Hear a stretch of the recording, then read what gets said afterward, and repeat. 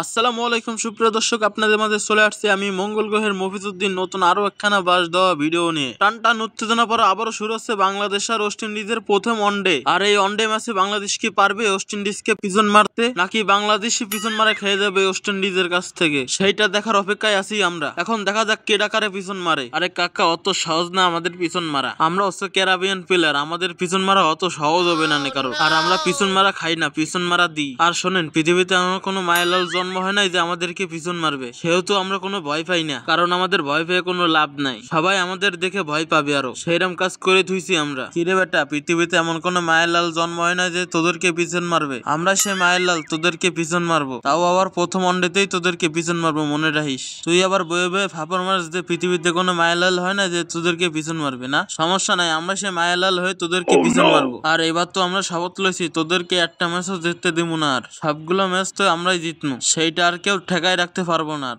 ছাড় দেওয়া হবে না, ছাড় দেওয়া হবে না, খেলা হবে, সব নিয়ে আমরা খেলবো।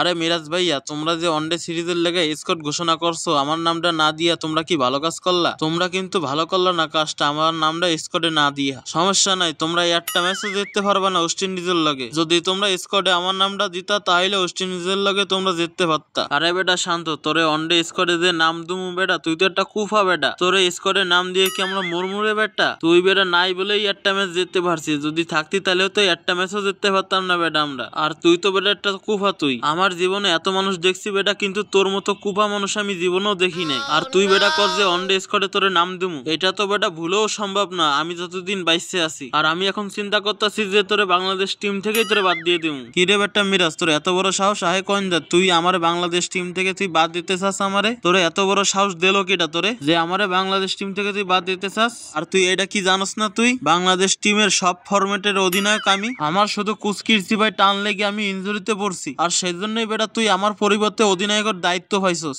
নাই তো আমি দলে থাকলে তুই জীবনও পাইতি না অধিনায়কের দায়িত্ব। আর তোরে এত বড় সাহস দেশে কেডা তোরে আমার দলের থেকে বাইর করে দেওয়ার? আরে বেটা, আমারে সাহস দেবে কেডা? আমার বুক হচ্ছে 626 ইঞ্চি, আমার কি সাহস লাগে? এই বুকের মধ্যে যে সাহস আছে বেটা, ওই সাহস দিয়েই তোরে কইছি আমি। এখন যদি তুই কিছু করতে পারস তা করে লগ যা, তোর লগে ফালতু বোকার সময় নাই আমার। তুই এখন বাসায় যাইয়া বউলে ঘুমা যা, আমারে ডিস্টার্ব করিস না, যা ইনতে। এই দেখো, বাংলাদেশের মহিলাকে এই একটাই সমস্যা যে ঘরের গ্যাঞ্জাম বাইরে এনে সবাইরে শোনায়। এখন এই রোগ আবার বাংলাদেশের বেটাকেও ধরছে, ওগো গ্যাঞ্জাম এখন আমাকে হুনাইতেছে। খেয়ে দেয়ে কোনো কাজ নাই ওগো। এখন অত কিছু বুঝি না, ওরাও দিক দিয়ে গ্যাঞ্জাম করতে থাক, আমরা দিক দিয়ে কোন সময় করে পিছন মেরে দেবো, ওরা টেরও পাবে না। আরে এ বেটা, আমাদের পিছন মারা অত সহজ না, আমরা যা করি তা করি, কিন্তু খেলার সময় কিন্তু সিরিয়াস থাকি। আর তুমি কি আমাদেরকে সরকারি পিছন পাইছো নাকি যে পিছন মেরে চলে যাবা? এখন আমি তোমাদের কই, তোমাদের পিছন ঠিক রাখো, কোন সময় যে তোমাদেরকে পিছন মেরে দিব তোমরা কিন্তু টেরও পাবা না। আর শোনো, পিঁপড়ার পাকনা গজায় মরিবার তরে, আর তোমাদের সেই মরার পাকনা গজাইছে। আরে কার পাকনা গজাইছে না গজাইছে এটা তো খেলার মাঠে গেলেই দেখা যাইবো। হুদাই সিলাই কি লাভ আছে? যা হওয়ার তো ওটা খেলার মাঠে গেলেই দেখা যাইবো। সেহেতু হুদাই সিলাই গলা ফাটায় কোনো লাভ নাই, যা হওয়ার তা খেলার মাঠে গেলেই দেখা যাবে। তো সুপ্রিয় দর্শক, ভিডিওটা আজ এই পর্যন্ত। কি যদি ভালো লেগে থাকে তাহলে লাইক করুন, কমেন্ট করুন। পরবর্তীতে আরো মজার মজার ডাবিং ভিডিও পেতে চ্যানেলটিকে সাবস্ক্রাইব করে রাখুন। তো আজকের ভিডিও এই পর্যন্ত। কি আল্লাহ হাফেজ।